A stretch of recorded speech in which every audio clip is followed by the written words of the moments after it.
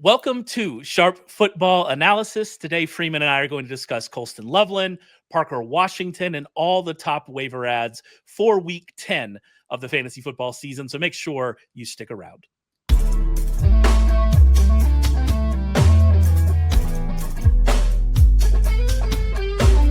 What is up, everybody? My name is Raymond Summerlin, and I am joined by the creator of FAABLab, Freeman Smith, to discuss the most important waiver ads for Week 10 of the season. How are we doing, Freeman? Yeah, I'm doing good. A lot to talk about today. We had a lot of scary injuries for the Halloween week. I got my Arthur Smith fantasy boogeyman mustache going, so I like the mustache. I told you before we started recording, I think it suits you. I think it's a good look. I think you should just keep it going. I don't know if it's a Movember thing. I don't know what's happening, but I like it. I think it's a good look. Let me tell you a story about FAABLab, that's something Freeman created, FAABLab.app. Go and check it out. So I used FAABLab last week because I had a league where Tyrone Tracy was available, and I used it, and I was like, all right, what do I need to bid? And the bidding was just right. I nailed the bidding. It just so happened that I tied. I got the actual dollar amount right because I tied with one other person, and they beat me for Tyrone Tracy in waiver priority. And I still have not recovered from it. I'm going to be honest with you. I'm still really upset about it. However, I did want to point out that FAABLab was perfect. It worked perfectly. I knew exactly what the bid needed to be, and it just so happens that someone else knew exactly what the bid needed to be as well. And here we are. But go and check out FAABLab if you're looking to add anybody this week. It really is a great tool. Maybe you're in one of those weird leagues that Monangai is still available in. I don't know if he's going to be on the list, but if you're in one of those types of leagues, or if you're looking for any of the guys we're going to talk about this week, Terrell Jennings and Parker Washington and Tory Horton and Colston Loveland and Luke Musgrave and guys like that, FAABLab is definitely something you need to check out. I do think we should talk about Kyle Monangai here at the top because he's one of my guys. Like we've talked about before how he's a guy I really liked and have on a lot of best ball rosters.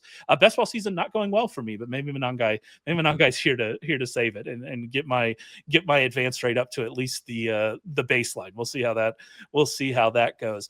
But he's not really available in many leagues. We've already seen Monangai picked up where he was going to be picked up. Like I think he's available in like 35% of leagues or something like that.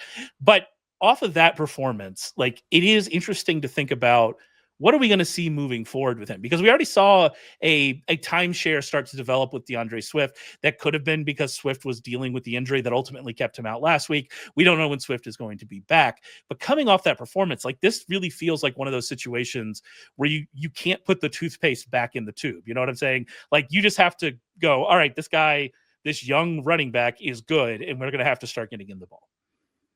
Yeah, definitely. I mean, it's sort of similar to Cam Scadaboo coming in when Tyrone Tracy got hurt. And then when Tracy came back in, it was obviously still the Scadaboo show. I don't think it's going to be like that where he just fully takes over because I think Swift is still really good. And I think that Swift is probably better on in the passing game as well, even though Ben Johnson doesn't really do that perfect split where, there's a power guy and a passing downs guy. But I do think, looking at the Bears' schedule, they have a pretty tough schedule down the stretch. So I think it's a little bit more Swift favored. And I think just in general, I would say I think that Swift will just retain his job. And I don't like to always try to draw parallels to the past. Like a lot of people want to do Jahmyr Gibbs, David Montgomery, because that's what Ben Johnson was working with in Detroit. I think that isn't always a good parallel. But I think what you do know is Ben Johnson has already coached with Swift, right? And so there's something we don't know about Swift, I feel like, and it's not just in Detroit too. He's had the same thing in Philly where the coaching staff kind of just went cold on him. So he's an interesting player in that regard where he's shown a lot of flashes and then he'll just lose his job. So I think that is in the range of outcomes. But if I had to guess, I'd say it just turns into more of a 50-50 split down the stretch with Swift probably getting the more valuable receiving work. Maybe Monangai is more valuable around the goal line, but I don't expect him to be an RB1 or anything like that, but a serviceable RB2 flex maybe. Yeah, that's kind of where I view him as well. And I'm glad you mentioned the schedule. They do get the Giants this week, I believe. Have not memorized the Week 10 schedule fully yet, but I believe they'll get the Giants at home this week.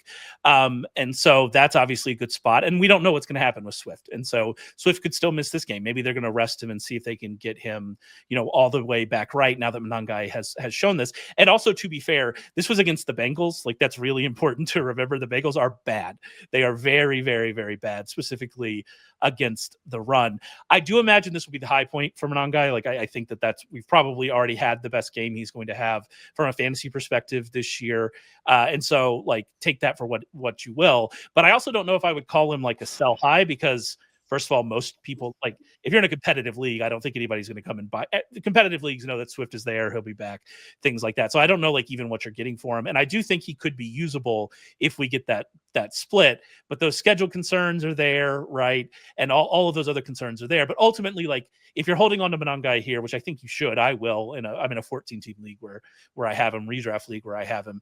I'm going to hold on to him on the upside outcome that we get him as the lead back, because ultimately, unless somebody's giving you like a really godfather offer, or you really need a receiver, and so it makes sense to move him for a receiver, like, there are obviously options where you can trade Kyle Monangai, but like that whole, like, just that road, all right, he had his best game, sell high. I don't know how great that advice is, because ultimately there is still an upside case for him. Maybe we find out that Swift's injury is more serious than we thought, and that's why he ended up playing through it and then missing. Or maybe, like you said, we do end up with a Scadaboo situation where they're like, all right, this is the young guy, this is the guy we want to get behind, and we move him. So there are lots of outcomes here for Monangai where he turns into something that is a viable every week starter. The more likely outcome is it's a tough schedule. He's more of like a flex player. That's more likely. But there are upside outcomes for him, and I just don't know how much you're going to get from the trade market in a good competitive league, because a good competitive league is not just going to look at the box score. They're going to say, all right, I know that Swift's coming back and stuff like that. So it's an interesting situation.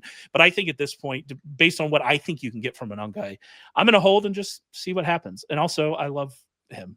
And so we're going to play it out. Yeah, I'm in an all Chicago league. And so it's just him, Gibbs, and Barkley for the three most, there's no way I'm going to be buying low on him anytime this season. Yeah, no, that's always the thing. I live in Texas. I'm not a Cowboys fan. I am a abandoned Oilers fan, not an anything fan anymore. But I do always like when I play in a local league, and I know that the Cowboys tax is high. If you want Cowboys in those leagues, you are going to pay a lot. Another thing we've got going on here that we probably should mention, by the time you're listening to this, maybe some of this has happened. We record this on Monday afternoon. And so, first of all, that's why we're not going to talk about the Monday night game. So if something happens in the Monday night game, hopefully I'll be able to watch it. Thanks, YouTube TV and ESPN. But if something happens in the Monday night game, that's why we're not talking about that. But also, if something happens trade deadline wise after we're finished recording, that's why we're not talking about it. I do think, there's been a lot of talk about the trade deadline.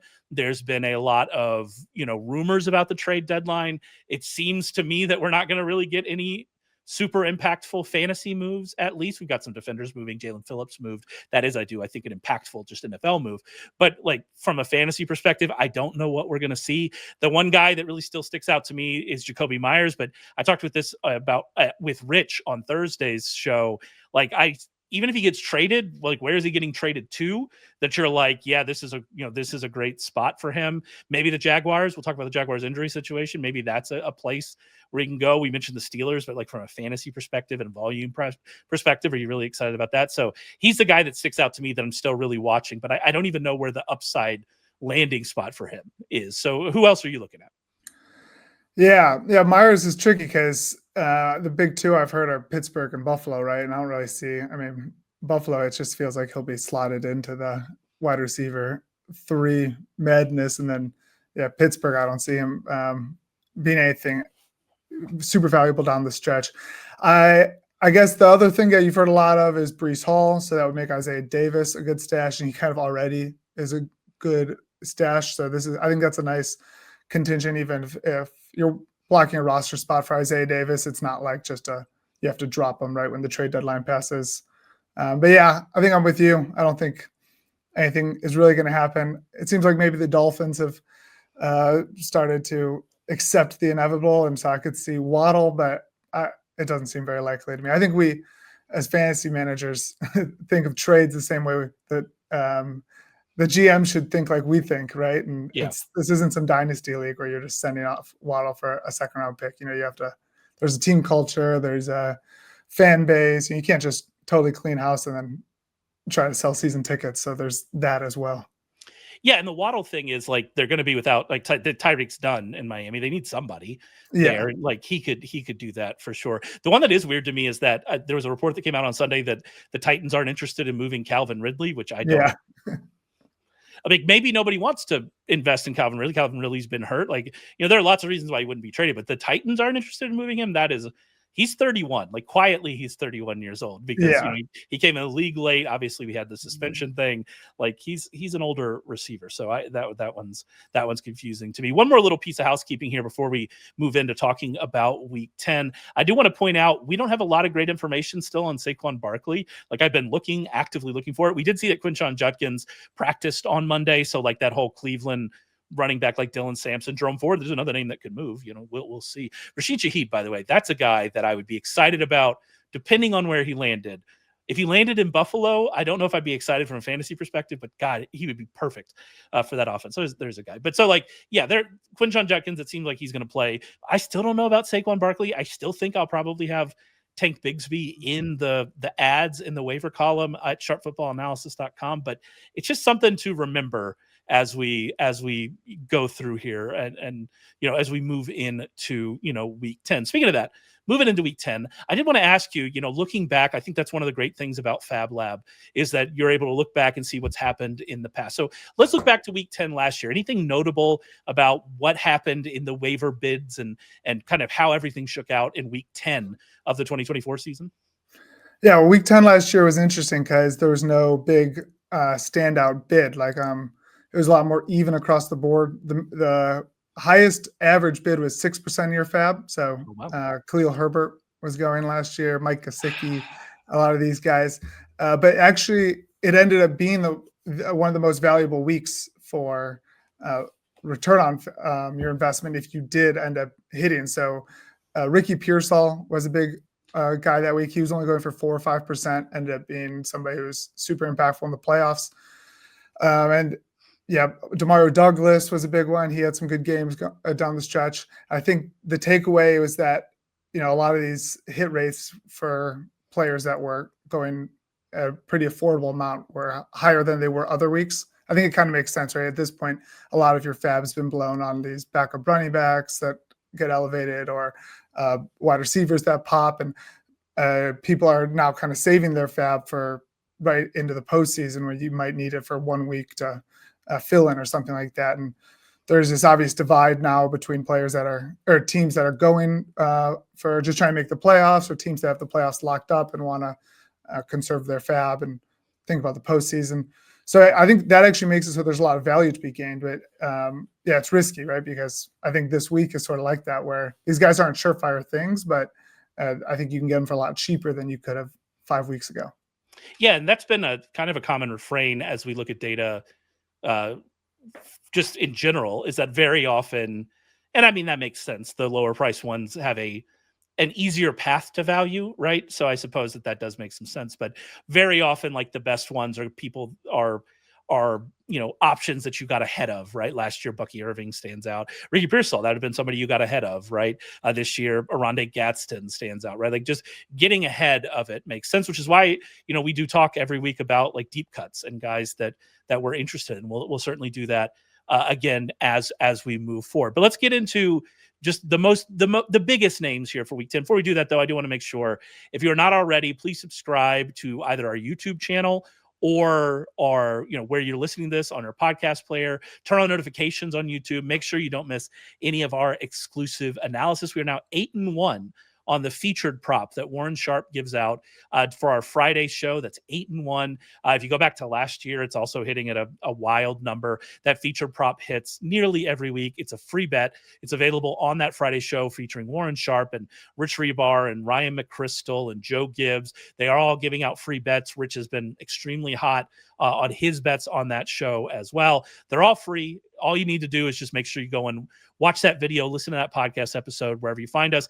subscribe, hit the notification so you don't miss it. We really appreciate it. All right, let's get into the top ads. And I think the place we have to start here is Colston Loveland after that just wild ending to the Bears and Bengals game in which apparently, the Bengals, as they normally do, don't know how to tackle. Loveland escapes and scores a long touchdown. And obviously that is the headline of his week. But like, if that was just the play that had happened, we're not talking about Colston Loveland as a waiver ad this week. There are other things going on here with Loveland. Cole Kmet left that game again. He suffered, it seemed like, maybe an aggravation of his injury, although I also saw concussion. So we're still sitting here with Cole Kmet, not knowing what's going to play. And, without Kmet back in week 8, we saw Loveland run around on 78% of the Bears dropbacks. Over the last 2 games in total, his route participation 77.6%. He obviously made that big play, but he had a touchdown earlier in the game. Like, you just look at all these underlying numbers here for Loveland. We're in the back half now of his rookie season. Everything is just pointing up for him, especially if we're going to get Cole Kmet missing more time. Yeah, I think it's an interesting one because there's a lot of mouths to feed in Chicago, and you have Luther Burden's a rookie as well. Rome got 0 catches in that game when it was maybe the biggest shootout of the year. So that's definitely an outlier. I don't think that's going to happen very often. You still have running backs getting a lot of receptions. I think Monangai had his best game that we've seen in a while. As a passer, maybe, but yeah. Hey, he had, was it 4 for 72 and a touchdown or something like that? So for him, I mean, that's ceiling from what we've seen this year. Yeah, and on the flip side, maybe you got to deal with PPR god Caleb Williams because so taking away a good percentage of the target share. Second best receiving game out of a quarterback since they have the stats for it in fantasy. So, and then running backs are getting good targets. Who beat him? Do you know? I was going to say, you want to guess? It was 2015. Do you have any guesses? I don't. I was wondering if it was a random Taysom Hill, like Taysom Hill counted as a quarterback game. No, it was Marcus Mariota. And I actually didn't look it up. I just saw that stat. I didn't look it up, but I'm wondering if it was Sanu. But he also had one game where he threw to himself, right? Oh, I forgot about that. I don't know if that was it, but that would be awesome. No, because he wouldn't be playing with Sanu in 2015. That was before the Falcons. I don't know. They might not have ever played together. I don't know. I just saw Falcons jersey Sanu throwing to Falcons jersey Mariota in my head. So we'll move forward with this. But that's fun. Anyway, sorry, continue. Yeah, I'll confirm that if it was the self-pass game or not. But yeah, so a lot of miles to feed in Chicago. And so I think if Kmet came back, it would be pretty hard to trust Loveland. On the flip side, he's a first-round tight end pick from a team that, it was a pretty surprising pick. I think a lot of Bears fans here in Chicago saw it as a kind of strange luxury pick for a team that needs help in other positions. So I think it speaks to how much they really wanted him and want to get him involved, want to get him developed with their young quarterback. And the Bears have the second best tight end schedule down the stretch. So I could see if Kmet's out, I could see a path where he ends up being a really reliable asset. And I mean, he has great athleticism. He's exactly what you want in a tight end ad, right? But also, if he was playing any of the other 31 teams, I don't think that he would have made it into the end zone there, but it still would have been a good day. So I think he's a good ad. I wouldn't go crazy on him. This time last year, Mike Gesicki went for 6%. I'd say with Loveland, maybe you can bump it up to 8 or 10, but I wouldn't go much higher. Yeah, and the other thing about Loveland this week is there are going to be other names, and I don't particularly like some of the other names. Like we can talk about Luke Musgrave here. Luke Musgrave is available in basically 100% of ESPN leagues. Obviously, we lost Tucker Kraft for the season to a torn ACL, which is just awful because we love Tucker Kraft around these parts. This is but that's not everybody loves Tucker Kraft. He's such a fun player to watch. And so obviously we're going to get more targets for Luke Musgrave. We're going to get more snaps for Luke Musgrave. I don't think that's really in question. What I do think is interesting about Luke Musgrave, though, is that this is not a like-for-like replacement for Kraft because Kraft does so much after the catch. That's what makes him special in that very George Kittle-esque way, right? Is that he doesn't need the volume to be a excellent fantasy tight end because he can just create plays on his own. Among all tight ends who have run at least 100 routes this year, Kraft is first in yards after catch per reception. It's not close. He has 10.8 yards after the catch per reception. Tyler Warren is second at 7.5. He's 3.5 more yards or something like that than 3 and change more yards per reception after the catch than the next closest person. Like, that's the level of playmaker we're talking about. 70.3% of Kraft's yards this year have come after the catch. We have no real evidence that Musgrave is that kind of player, right?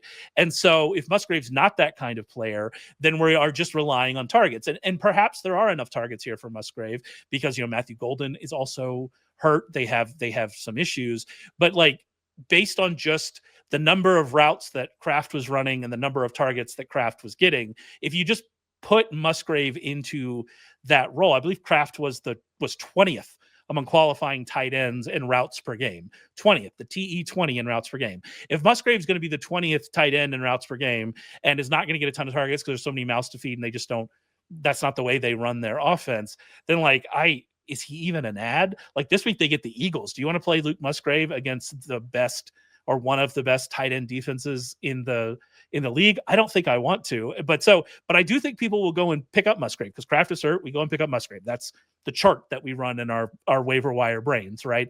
But it's just not the same with Musgrave. And there will be spots like they get the Bears twice. Like, you're going to want to play him against the Bears and stuff like that. But I'm having a hard time really getting excited about Musgrave, especially this week against the Eagles. And if that means that people are excited about Musgrave and I can get Loveland for a little bit cheaper, then that's going to be, I think, good news for me. And I'd much rather have Loveland. I don't know where you kind of stand on Musgrave. Yeah, I think it's the same. I mean, Musgrave, that one half season where he was pretty good was mostly from red zone targets. And I don't feel like under this current iteration of the LaFleur offense that we're going to see him getting a lot of red zone targets, right? And also that offense is so adaptive. It seems like I just feel like when Tucker Kraft goes out, it's not like other teams where they try to keep the same offense and go next man up. Like last year when we saw a Love injury and wide receiver injuries, they just went super run heavy. And I think that's how LaFleur likes to play anyway. So, I mean, Musgrave is probably better at run blocking than he is, or relatively, for his skill set. And so I think that would just, if anything, this might be a Josh Jacobs gets more run rather than really any pass catcher. But if there was going to be a pass catcher, you'd think it would be somebody who has a little more yak ability than a Luke Musgrave. Yeah, maybe a Watson, maybe a Golden if you end up getting him back healthy, which it doesn't seem like that's a long-term injury. And so that's a good thing. But yeah, like I don't know. Now that I've said that, Luke Musgrave is going to score 3 touchdowns against Eagles, but that's just how that goes. And so we'll deal with that. We'll deal with that as we get there. All right, let's move on and talk a little bit about Parker Washington. Parker Washington available in 95% of ESPN leagues. We've talked about Parker Washington already this year because at various points this season he has gotten a decent target share. We obviously, after we recorded last week, after I wrote my column last week, we got the news late in the week that Travis Hunter was going on injured reserve. As soon as that happened, we were interested in Parker Washington. We, as a site, gave out the over on Parker Washington catches, which he hit in, I think, the first half. So like that was there was no sweat on that. He had a 92.1% route participation against the Raiders. Now we also have other situation. Brian Thomas Jr. is hurt. De'Ami Brown is hurt. We'll see about that one. I think he might be in concussion protocol. We haven't got a lot of news as of time of recording. Like, just everything points to Parker Washington is going to get a lot of targets in the short term. And even if Brian Thomas Jr. comes back, he's still going to be heavily involved moving forward. But like, do we care in this offense? Like it's one of those very odd situations here with Parker Washington. Yeah, I actually, this isn't very analytical, but just watching the game, he was just popping off the screen compared to other waiver ads. It seemed really like every time I was watching, because I have Brian Thomas shares, and every time it was like, if you were just watching that game, you didn't know anything about the Jags offense. You'd think that was either Parker Washington was either the rookie they traded up for, or he was the second-year wide receiver that had a crazy breakout, right? But he just looked like he was the alpha in that offense. So he did get a lot of targets. Do you know where Parker Washington went to school? No, I don't. He went to Penn State University. Penn State legend Parker Washington. I should have assumed. you will be shocked to learn that I agree with you. I have long been on team Parker Washington is good. And to your point, he has a target on 23% of his routes this year, which isn't like an elite number, but that is a very good number when we're talking about especially a guy that's running routes with Brian Thomas Jr. on the field and with, not as much with Travis Hunter because of kind of the rotation, but with Travis Hunter there as well. Like 23% of his routes he's been targeted on. That points to what you're talking about of like this guy just earns targets, right? Which is what we want. Yeah. And I think it's a high ankle sprain for Brian Thomas. I mean, like it, I've literally no medical experience at all, but I know about two things medically, and it's high ankle sprains and ACL tears. Those are the only things I think I can identify on the football field. And that just looks so classic, like especially with he came back and like played one play and then hopped right back off. And that seems like it's the classic pattern when a guy is you have the high ankle sprain. It seems like they feel relatively okay. They give it a shot. And then, I mean, that would be pretty devastating for BTJ's season, right? That's if he's 4 to 6 weeks and then comes back slow. I mean, he's a borderline drop at that point. And so we'll probably find out in the next couple of days, but I mean, I think there's a good chance that's it. And if the uncertainty around Brian Thomas's injury somehow diminishes the price you have to pay for Parker Washington, I think he's a really good value add. And I think so. I am interested to see what we see from this offense moving forward. They were 9% under their expected pass rate against the Raiders. That was their first game out of the bye. We saw Etienne play better. We saw Tootin get the touchdown, but we didn't really see the change that maybe we wanted to see with Tootin getting a little more work. Right now we have all these wide receiver injuries. Are they going to try to lean into that? They have a bad matchup this week against the Texans, but after that the schedule is not like imposing. They get the Chargers, the Cardinals, the Titans, the Colts, the Jets. You have the Broncos in week 16, which you don't like, but then the Colts and the Titans after that to close out the season. So yeah, there's a lot of reasons like Parker Washington. I think the one thing you'd be concerned about is, okay, if Brian Thomas Jr. is, maybe if it's not a high ankle and he's able to play this week, then, still what's that target upside? Are they transitioning more into a running offense? Is this offense good enough for us to really, really get excited about this? I think those are all concerns, but ultimately, like I'm going to be very interested in adding Parker Washington where he's available. I have actually, because I've already started working on the article, one of my concerns this week is how to rank Parker Washington versus Tory Horton. We saw Tory Horton on Sunday night come out of there with a really nice game with 2 touchdowns. He's available in 93% of ESPN leagues. Obviously, again, after we recorded last week, after writing the column late in the week, we see Cooper Kupp show up with an injury. A very similar kind of situation here. Horton steps up, also hits his over. Thank you, Horton. We appreciate when wide receivers do that. We also don't know about Kupp. Like, when is he coming back? He's an older player. It seemed to be a practice injury that happened. So there are lots of questions with Horton there as well. It's a similar situation where the Seahawks have been particularly run heavy. And by the way, they're good, which means they're able to do what they want to do for the most of the game because of how good they are, which is different than maybe what the Jaguars are going to have down the stretch here as well. So I've been really struggling with these two guys because ultimately Sam Darnold's been so good and this offense has been so explosive that I maybe would rather have the number 2 wide receiver in Seattle. But also, what if Parker Washington's just the number 1 wide receiver in Jacksonville and maybe Jacksonville has to throw more? So I've really been going back and forth here with Horton and Washington. You have any thoughts on that? Yeah, I mean, Horton had a ton of hype in the preseason. He was this rookie that was a late round draft pick. I think he was like a 5th rounder. And you still heard a ton about him. And when that stuff, it's confirmation bias when that stuff does work out. It feels really obvious. But I do feel like there's something to that they obviously liked him. And the fact that his usage has just kind of steadily increased. And it seems like they have a pretty good path with, I mean, if you were watching that game last night, sometimes they were like triple teaming JSN. And it just seems so easy for Horton to get some busted coverage or that one touchdown was like a total just miscommunication. So I do think that in the right matchup, it's sort of a perfect situation for Horton, and they seem to like him, so he'll have that opportunity. I think personally, I'd lean towards Parker Washington just because that number 1 spot, that alpha wide receiver position's so valuable if they do get the offense going a little bit. I mean, Liam Cohen's supposed to be this offensive guru, so we could see them clicking a little bit more down the stretch. I think target competition is going to be relatively null besides Brenton Strange is coming back, but otherwise I think that just the target share you're going to look at for Parker Washington is going to cancel out the good offense of the Seahawks. I think I'd take the number 1. Yeah, I think that's where I'm leaning as well. Like, because ultimately, even last night, he had a great game. He had 4 targets, and we know that JSN is the alpha and omega, the first and last. He is unstoppable. He is unguardable.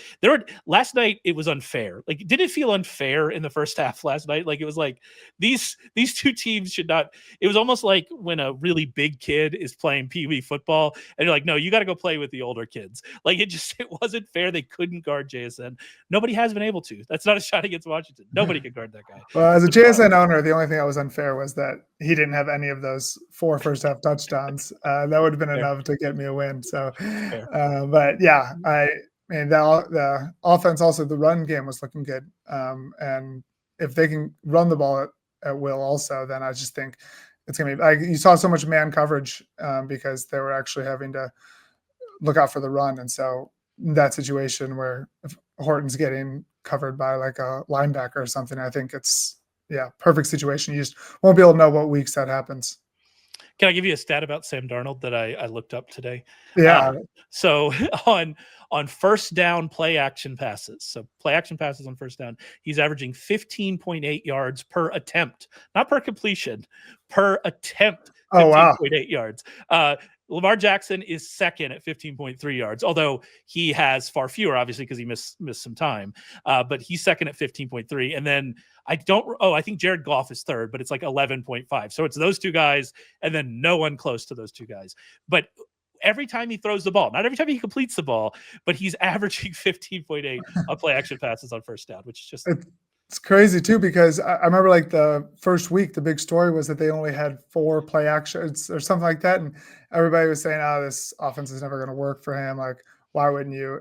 Of all people, like Darnold needs the uncertainty of the defense. So he gets in their second. And then, I guess they listened to our podcast and took the advice. Clint Kubiak calibrated. As it turns out, he's a really smart football guy, and he went, maybe we should do some stuff. Yeah, and that offense has obviously been a lot different since. All right, let's talk about one more here. This one, I'll be like as honest as possible right at the beginning. I think this guy is fool's gold. I think people are going to be spending a little bit too much FAAB on him, and that is Terrell Jennings, available in 95% of ESPN leagues. So I'll throw it out on the table to start with. I think he's full gold. Are you with me, or are you going to try to convince me he's not? I'm mostly with you, I would say. The taco of my league added Parker Washington and Terrell Jennings like just a few hours before kickoff. So I don't know where he got that information, but it looks really good now. And I think that's making me extra spiteful of these waiver ads. But no, I think, he's a guy who is basically fill in for Ramondre. And I think Ramondre has a toe injury. It sounded like he was basically going to come back right away. And I just think that Terrell Jennings would be a usable flex in situations where the Patriots are trying to finish out the game and Ramondre's out, which the schedule is talked about enough. So I don't have to go through that, but everybody knows the Patriots have a great schedule. So I think that like early down back roll is pretty valuable for them. I just think that Jennings is going to go right back to being this kind of change of pace third down guy once Ramondre's back, which looks like it's going to be next week. Yeah, I don't actually know about Ramondre's injury still, so I don't know if I'd go that far. But like, if Ramondre's out, Jennings is going to get touches. My whole thing with him is, so Jennings got the touchdown, but that was his only snap in goal to go situations. That was the only one. Henderson played 3 snaps and had 2 touches in goal to go. So like that, if you look at the underlying numbers, not just the touchdown, the opportunity was better for Henderson there. Jennings played just 17 snaps in that game to 51 for Henderson. He ran 4 routes to 28 for Henderson. And I know that like when you look at the final carry count, it was 14 to 11 for Henderson. Jennings got 11 carries. I think that's the number off the top of my head. But like everything else from a usage perspective was actually really positive for Henderson. This was not Jennings stepping into the Ramondre role. This was Henderson stepping into a much bigger role, and then Jennings having a very specific thing that he was asked to do, right? And he ended up getting a touchdown, ended up working out. But like if he's going to have no receiving floor, and he's going to get 10 carries even with Ramondre out. Even like this week against they're going to Tampa Bay, and so that matchup against the Bucs has been actually pretty good. The Bucs have not been that good against the run as of late, so maybe it works out for him again. But like I think actually, even though maybe this wasn't the big game, if you like really heavily invested in TreVeyon Henderson and DFS, if maybe this wasn't the big game that you were hoping for from him, and he didn't get in the end zone and all that stuff. Like when I actually dug into the usage numbers, this looked really, really good for TreVeyon Henderson from a usage perspective. And so I actually came out of this game pretty excited about that. And I'm interested to see when Ramondre comes back. And maybe it is this week, as you said, like we don't really know about his injury, but like it certainly could be shorter term. Then I'm interested to see what Henderson's share of the snaps looks like, because ultimately I came away from this game feeling better about how they feel about TreVeyon Henderson than I did kind of like going into the week. And that might seem wild based on if you just look at the carry split, you know? Yeah, I didn't know that the carries were that drastically split. So I was thinking Terrell Jennings must have been more in this Ramondre type role. But yeah, that's a pretty promising. I could see if Ramondre stayed out, them trying to get Terrell Jennings a little bit more involved. I think part of what it seemed like they didn't like about Henderson in the past was just he didn't seem to know the playbook very well, and he's a rookie, and I think they have this super anti-rookie bias, and maybe this playbook issue is now on Terrell Jennings, right? So I could see if he had more time to get used to the offense, it becoming a little more even, but I don't think he's going to get that time, right? I think Ramondre is going to come back. I mean, it seemed like it was a pretty minor toe thing. I just pulled it up, and unless our stat provider is lying to me, because I wanted to make sure that I wasn't. Yeah, it's 51 snaps to 17, 28 routes to 4. That's what you want to see for Henderson. So yeah. I ultimately am the routes especially. Oh yeah, that's gold for sure for him. All right, let's move on to our deep cut section. These are players who, you know, are you not in my league degens? These are players that maybe help you there, or players perhaps coming back from injury, if I'm tipping my hand at who Freeman's going to talk about. But normally these are players that are going to be available in a lot. I always try to make at least 95% of ESPN leagues. We already talked about several of those players, but I've got one more to talk about with Kyle Williams.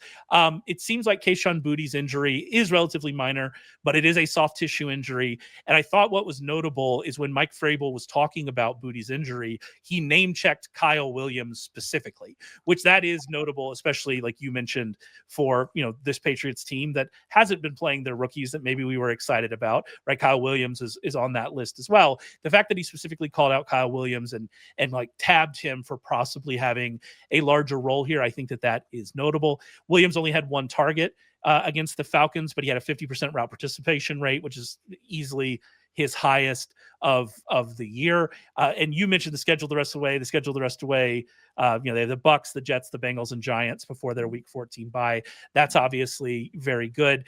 I think if Kayshon Boutte comes back quickly, it's probably not going to work out for Williams. But this, again, it's soft tissue injury for a guy that, you know, is getting used down the field. It's not an ideal situation there for Kayshon Boutte.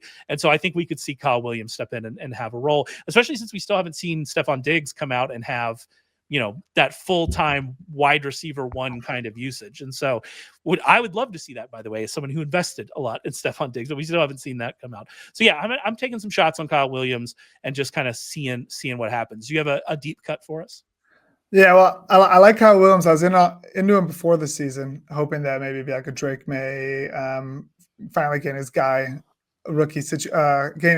rookie guy situation, and just this turning into like a long-term connection, especially in Dynasty. I feel like Kyle Williams is a great ad, but he's been a guy that has a lot of bad buzz, it seemed like, in the Patriots camp and throughout the season. And absolutely, he's been like specifically named as somebody who doesn't know the playbook, which is a pretty crazy thing to get out. Like, it's one thing with TreVeyon Henderson, we were kind of just speculating, but it's like people in the organization have said he doesn't know it, which I don't know, between Vrabel and Josh McDaniels, it just seems like the perfect storm of, you really have to be know the playbook well if you want to get run as a rookie. But I think he's good.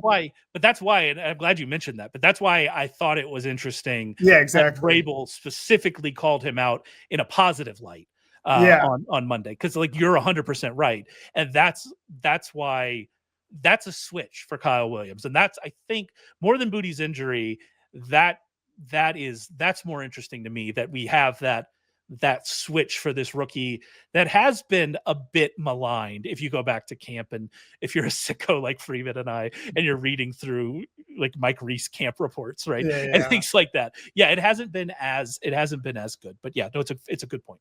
But yeah, I think he's a good example of somebody you can add just for 1 week, and then I think you'll basically know if Vrabel is telling the truth or not after Sunday. I mean, the Bucs game should be a relatively high over/under, and they should need to pass the ball, so we'll know the answer. My deep cut was, as I mentioned before, Brenton Strange coming back from IR. He looked really good in the beginning of the season, and it seems like Trevor Lawrence was getting a lot more comfortable targeting tight ends. Park Washington, we talked about a lot, so don't have to repeat this stuff with the Jags receiving core, obviously. But yeah, I think in general, just he's a person that would have been on a lot of rosters already, but he's sort of that forgotten about mid-season IR guy who comes back, and I think you can just basically get for free. And so, I think if there was a threat to Parker Washington's target share, it might be Brenton Strange. And a lot of those targets were coming across the middle where Brenton Strange would be running routes. And he's that archetype you're looking for in a waiver wire tight end, right? He's big and athletic, has good route participation when he's out there. What do you think about him? Also, Penn State legend Brenton Strange. I'm glad that we're getting I just need to look up all Penn State. I'm glad we're getting the pass catchers. I do think he has another week he has to wait before he's back. But I think that, like, to your point, if you're in a deep league, especially like a deep tight end premium league, like maybe there's a chance he was dropped. I actually haven't heard much news about his injury. Like I hope that he's available to come back when he's first eligible, which I think is week 11. But again, I don't know that for sure. That's off the top of the head. But yeah, I agree. Like he's the kind of guy that you stash if you can in a deeper league, if you have an IR spot in a deeper league, things like that. Because we suddenly he was already getting targets early in the year when everybody was healthy.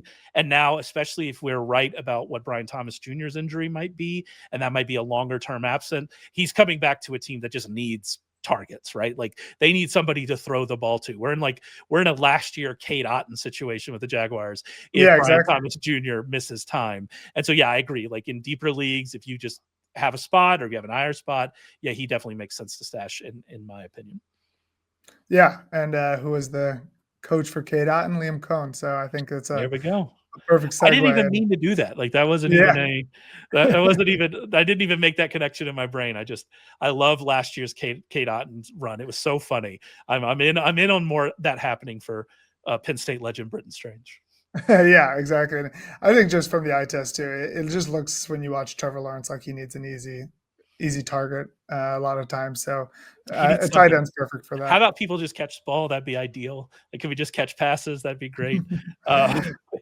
Yeah, after 5 years, I'm starting to think maybe it's not the receiver's fault anymore. I mean, that's fair, but this year has been particularly bad amongst the receiver error. So we'll have to see. But we had that last year with Jordan Love too. Jordan Love last year had a ton of receiver error, and so it can mess up the quarterback. But obviously we have more questions about Lawrence beyond the receivers. But this is not the podcast for that. We're just talking about waivers here. And if you're interested in waivers, you can read my column, be available at sharpfootballanalysis.com on Tuesday. You can also head over to FAABLab. I highly recommend you head over to FAABLab to figure out how much you need to bid on these guys, how much you need to bid on these people you're interested in acquiring for your team. Again, if you're not subscribed to us, subscribe to YouTube, subscribe to the podcast, wherever you find us. A ton of content on this feed. We have Warren doing his recap podcast. We have Warren, Rich, Joe, and Ryan doing their big, massive betting preview. Rich and I do a fantasy preview podcast. A lot of stuff happening on the feed. Make sure you check it out. Make sure you subscribe. We appreciate it. And Freeman and I will be back to talk with you next week.